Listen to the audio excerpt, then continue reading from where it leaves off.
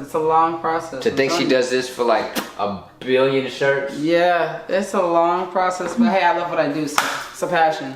Oh, okay, we about to get into that then. We about to get into it.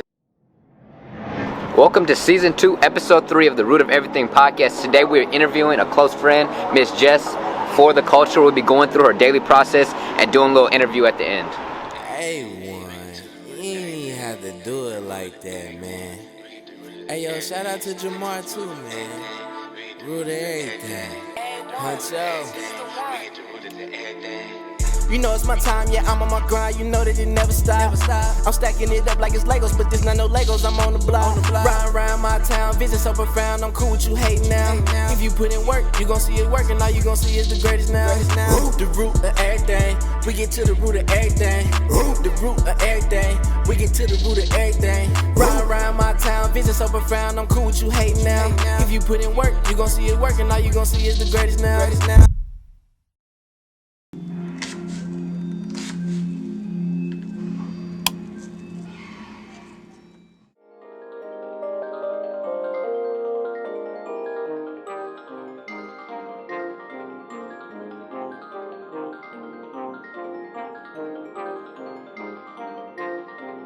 A1, this is the one.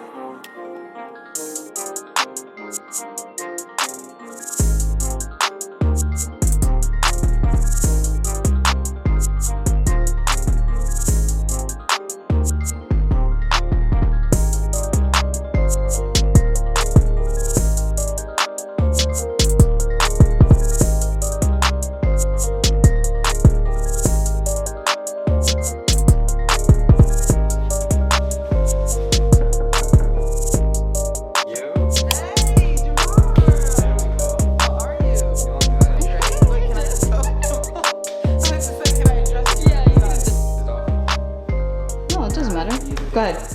Alright, this is Jess for the culture. How you feeling today? I'm good. How are you? How are you? We're about to go through a whole day and a whole process of doing her business. Alright, Jess, when it comes to your brand, what is the first step in getting a new product out there? I start really by doing my designs, and I design them on the circuit space. Usually, I do it from like, well, I'll show you. Yeah, just show us. Let's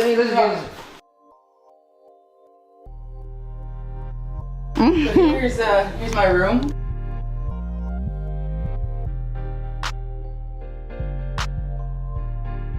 Let's make this clear from the jump. Yeah. It's just for the culture. Yeah, it is. It's just for the culture, not for the culture. Yeah, but everybody just knows it's for the culture. Yeah. So that's why I wore this shirt. But this shirt actually, you could customize it. Mm-hmm. So it could be Jamar for the culture, Raina for the culture. Guys, we're on Jess's computer to get the first step of her process. Really, it's the first step of just for the culture in general. Yeah. Started out on what, Google Slides, right? Yep, Google Slides. And tell me how it kind of went down. I believe it was the summer of 2018, 2017. So, summer of going into my senior year.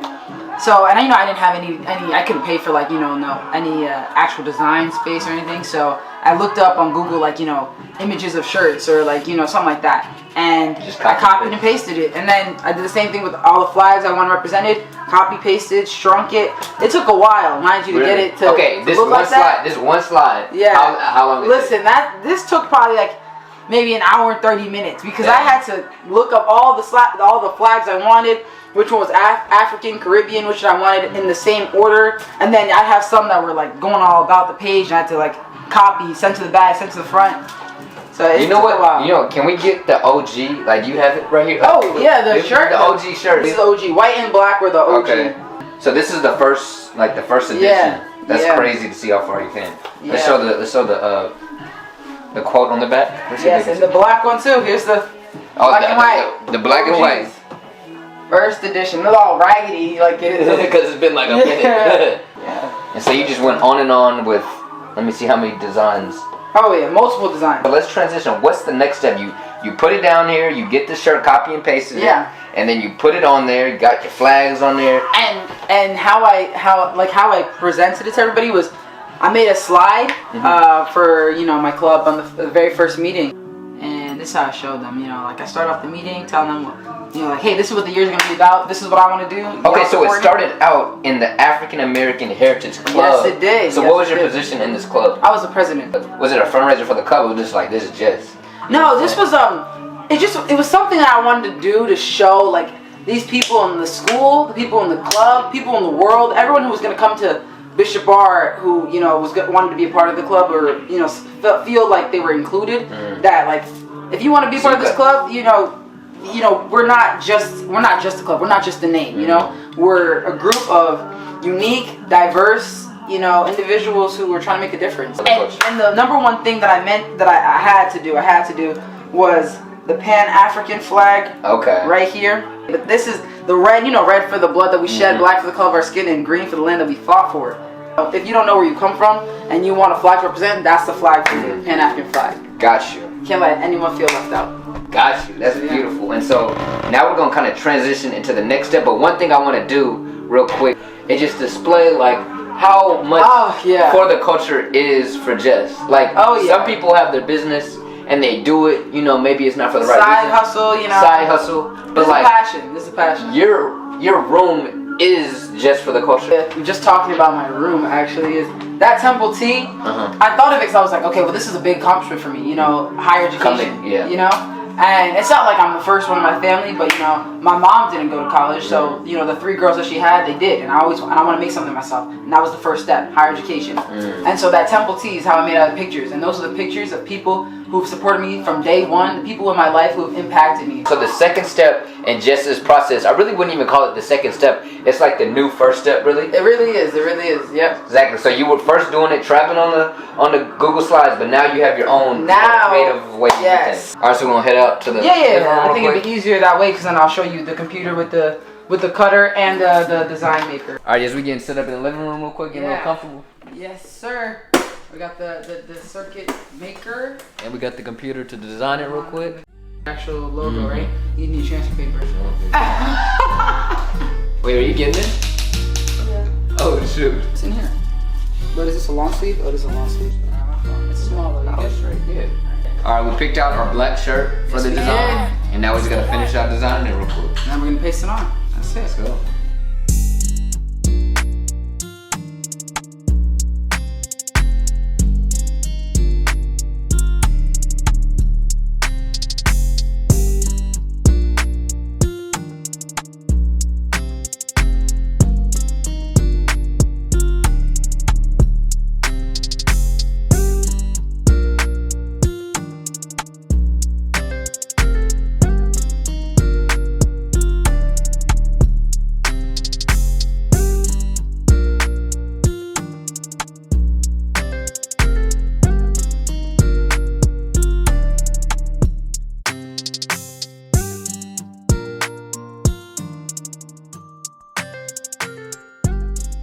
Alright, after a grueling, long process with Jess, the shirt of Root of Jamar is finished. Yes, sir. Jamar, how you like your shirt? I love it. Better than I expected, to be honest with you, but it was also longer than I expected. It was. It's a long process. To think she does this for like 1 billion shirts? Yeah, it's a long process, but hey, I love what I do, so it's a passion.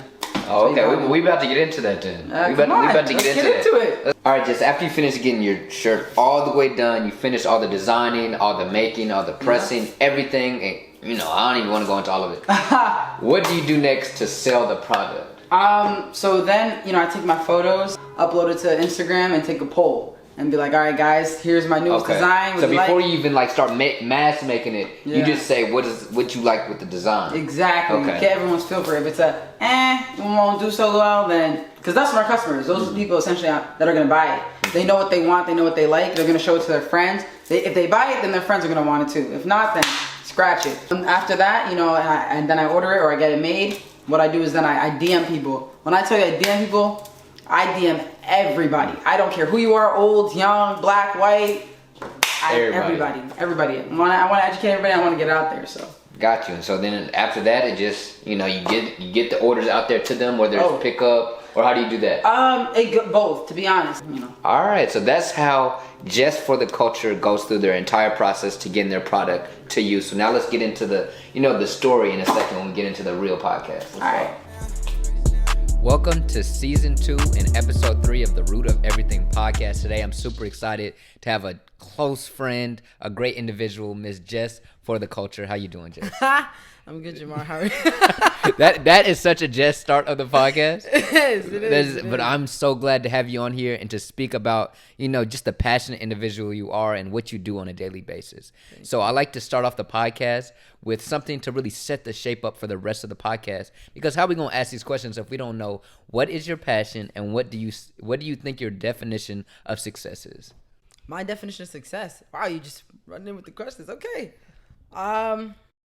I guess my definition of success would be being happy, like making it to the top and being happy and passionate with what you're doing, And when I say making it to the top, I don't mean like, you got all this money. I mean like making it to the top of what the goal that you set, getting there, getting to where you want it to be and being happy at where you're at. That's when you've achieved success.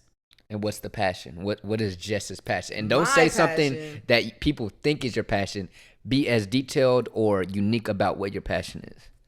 Well, I guess right now my passion is pertaining to at least my For the Culture clothing. That's what it is. Like I have this dream that I want to open up stores, and give people opportunities in each one of these stores, give people work, obviously opportunity for work and opportunity to sell themselves in my place of business. Like I want to give people the opportunities that I didn't get. And by doing that, I also want to raise money, from these shops and give it to every one of the flags and the countries that I represent on my designs. That is literally my passion to open up my own business and to make opportunities for the people. And I think one thing that was beautiful about today, and if y'all don't know yet, if you're just listening to this, we went through Jess's whole day in terms of, making a shirt and doing everything. So like every part of that process, I could tell you were passionate about what you're doing. Oh, 100%. It's not easy. Like it may be, it's tedious, but I mean, you have to be dedicated to what you do, to be honest with you.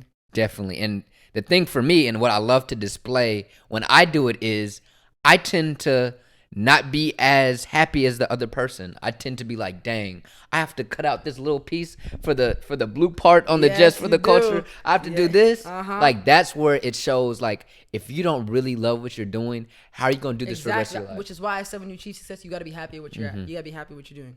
Got to be happy. That's beautiful. And so the thing about passion and being happy is some people don't know what that is. So could you kind of go through the story about how you found that this is what your passion, this is what you want to do when it comes to Just for the Culture? Can you kind of display that whole journey and what kind of transpired to this point? Oh, absolutely. So literally, I'll take you back to the beginning. But I won't dawn in it. But it all started in my African American Heritage Club at high school. Exactly, my predominantly white high school. And summer going into my senior year, and I just wanted to leave my mark on the school. I wanted to leave my legacy. And I had to start with the club. That's the one place because I already had a position there as a president of the African American Club. Okay. And so I was like, okay, I'll use my platform. To let everybody know what I'm about and let everybody know what the club is about as well. That we're not just a name, but we're a group of unique and diversified individuals trying to make a difference. And so I started by thinking like, oh, what can I do? Shirts? Okay, bet I could do that. But I didn't have the inspiration to go yet. Like I want to do it, but then I also was like, I'm not sure until, I saw this one actor, Tom Williamson, and, he started posting videos. He gave me the motivation to do it, DM'd him. He got back to me. He was like, all right, sis, like what's stopping you? Like do it. And I was like, okay, bet. Design the images, got it logoed. And now here I was presenting it to the principal with my moderator who believed in me at the time. And she denied it. And I was like, damn, oh, that's crazy.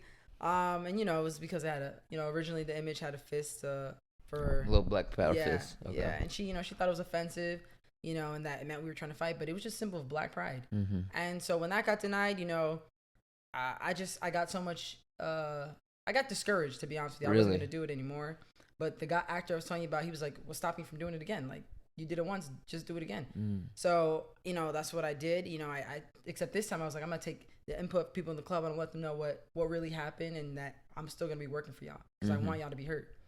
So I did that first meeting, talked to them, took the vision that they had, the vision I had, vision that DJ had, put it all together, showed it to them. They were like, yeah, this is dope. And then we got it made. Only problem is though, there was a little obstacle, which is this story is how it became my passion. Like because the obstacle that we went through, the obstacle I had to overcome was I think it was like 2 days before the shirts were going to be made, before DJ had to go talk to whoever he had to get the shirts made and whatnot. he got in a car accident, and it was October 14th of 2017. And so, you know, obviously it stopped him from doing that. And it was bad. He was left in a coma for about 2 weeks. And I was discouraged. The next day when I went to the hospital to see him, though, you know, seeing him in the ICU, it awoken something in me, you know, like, because I know I was going to do this 100%. I knew I wanted to do this. You know, we fought so hard, but the fact that we fought so hard, and I was thinking it was going to be stopped by like this big obstacle in the way. That really was that, like, I was like, no, this isn't the end. Like, this isn't it. So seeing him in that bed, just his dad said to me, he looked me in the eyes and he said, you know, DJ told me about this work that you guys were doing. He told me how passionate he was. He told me how much he was helping you. I want you to finish what you started.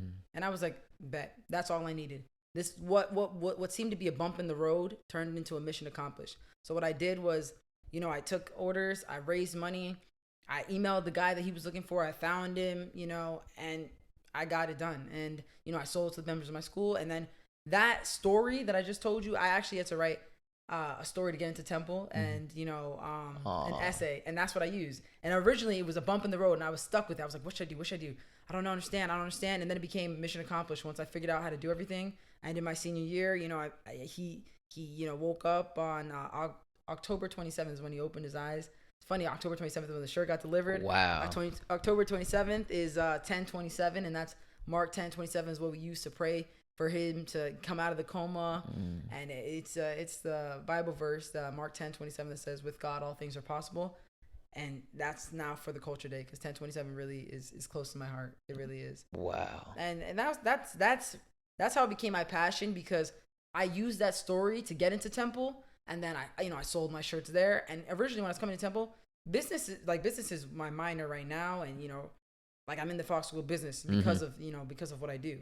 Like, I love it so much that I made that, you know, my career path. Before it was like, I'm going to do law. Like, I'm going to do law and I'm going to be straight. But when I came here and I realized how much business I was getting, how much interaction, how much people liked what I was doing and the shirts, I was like, I'm good at it. So why not continue? You know, like, people keep telling me you're very personable. You know, you seem very determined, you know, responsible, leadership. Like, you did this, you're running this shit practically by yourself, you know, like, why not do it? Why not do what you love? And I was like, okay, bet. And that's how it became my passion. Once I realized that telling the story means so much to me, and that it's literally how I get into everything. Like 10/27 I wear on my wrist. It's literally like, you know, like I got in Temple because of the story, like, you know. So, I mean, I think that's what makes it, that's how I found my passion, to be honest. And what I want to point out from you, Jess, is a lot of us, we may start something and then we hit a problem. We hit a hump in the road. Oh, yeah. A big hump in the road. Yeah. But when you're passionate about it, there is no obstacle. It's exactly. like, I'm going to figure it out. Yeah. I'm going to figure it out. And I think it is so inspiring to hear, you know, the principal wasn't messing with what you were doing, even though it was pure positivity. It was 100%. And then somebody else gets in a car accident on the way to get what you needed to get done. Exactly. And you still here, you're at Temple University. Everybody knows about your stuff. And I think it's just so inspiring. And the next thing I want to ask you, though, and it's kind of more geared to you. Okay. Because when I look at Jess, it's not like anybody else. It's like one person could only be that. You know what I'm saying? Like, I can't even say, like, she reminds me. No, you just you. And I think that's why everybody rocks with you. That's why everybody rocks with Just for the culture, because it's like, yo, this girl is just a full embodiment of herself, regardless what nobody else thinks. And I think, you know, every time I have a person in here, I want to focus on what makes them special. And I think one thing that makes you special is, you know what I'm saying, you're unapologetically Jess. And I want the viewers to know, what's the importance in that, and what does it mean to be yourself? I like that you said unapologetically me. Like, I really do. I think I do believe that that's literally what I am. You know, I honestly, I don't care what people think. You know, I really don't, because if I did, like, you know, I mean, I guess, you know, I did get discouraged when it came to the image, like, using that as an example. And I did want to, like, you know, stop, but only because I worked so hard on it. You know, I worked so hard to get to where I was, and she just, you know, I didn't get an explanation. That's what was upsetting me. I got no explanation, but, you know, when he said, let's do it again, I said, bet. There's no second thought. I was like, okay, bet. Here I go. Designing this. Got the image ready. Like, I didn't care what anybody, nobody would stop me at that point. And, you know, I mean, I guess when, like you're saying, unapologetically me, what makes me me is, I guess, because I just don't care. Not don't care, but, you know, I'm not going to let your opinion of me factor into who I am. And I'm very much so. When I tell you I'm determined, after I just told you that story, I'm damn well determined to do what I want to do. Like, you know, if I have my mind on something, I'm going to do it. And I'm going to do it to my best of my ability. Yeah, and I think one thing about life is there's going to be obstacles regardless. There's always going to be obstacles. And one thing you don't want is your mind factoring in someone else's opinion of stopping you of getting to your dream. Exactly. You know what I'm saying? There's going to be a car crash. There's going to be something that happens. But please, I'm telling everybody who's listening, don't let the inner hate of yourself or the inner hate of somebody else, not inner hate, but somebody else hating on you influence what you have beautifully in your life. Exactly. If you got that dream, you know, like, believe in that dream. Turn it into reality. Don't let somebody stop you. Facts. And so nobody stops Jess. And nobody's stopping me. And the thing about Jess is everybody knows Jess before they know Jess, because everybody knows that everybody has a shirt. Everybody got one of the shirts with the flags on it. Everybody is like, yo, where'd you get that shirt? And it's Jess. So my question for you, I want some game to be given out today. Okay. I want them to know, how did you build this contagious movement on Temple's campus? How did you build this word of mouth where you were basically working without work? You were having ads going in college without you even having to get out of your apartment because everybody was talking about it. Maybe it just kind of happened. It just. But could you kind of speak to how you like started this movement, this contagious, conversation about for the culture? Could you explain that? Yeah, I can. I like that you said contagious. That's new. That's new, and I like that.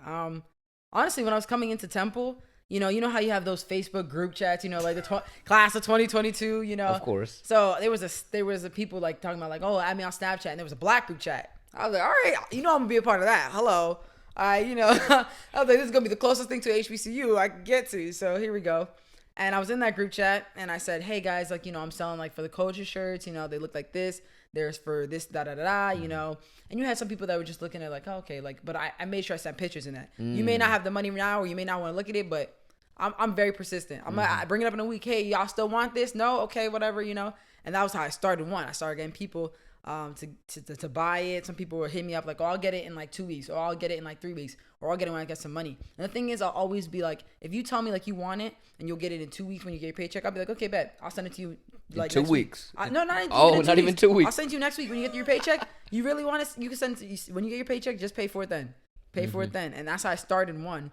And then, you know, it became me just, all right, let me just DM people. I'm not afraid. Like I told you, I do not care. A simple no, that's not going to discourage me. I'm be like, okay. Y'all got to hear that one. Y'all got to hear that. A simple no didn't discourage me. Like, no, thank you. Some people will be like, oh, sis, I didn't like your approach. Ooh, no, thank you. It's not my style. That's fine. Is what it is. That's fine. I'll be like, oh, I apologize for that. Or, you know, because sometimes you'll say like, oh, hey, love, would you like, oh, don't call me. Oh, I apologize for that. You know, no disrespect by it. I just wanted to know, like, I wanted to tell you what I wanted to do, what I'm doing. I wanted to know if you'd be interested in buying so and so and so. And that's what I do. I started DMing people. I even had a point one time where I made flyers. I posted that. Actually, that's what I did when I lived in the Edge my freshman year. I made flyers. I posted that around places. I was like, here you go, girl selling, you know, shirts for the culture church. Girl Scout cookies. Yeah, Girl Scout cookies. Who wants some, you know? But they're like, no, we don't want your cookies, little girl.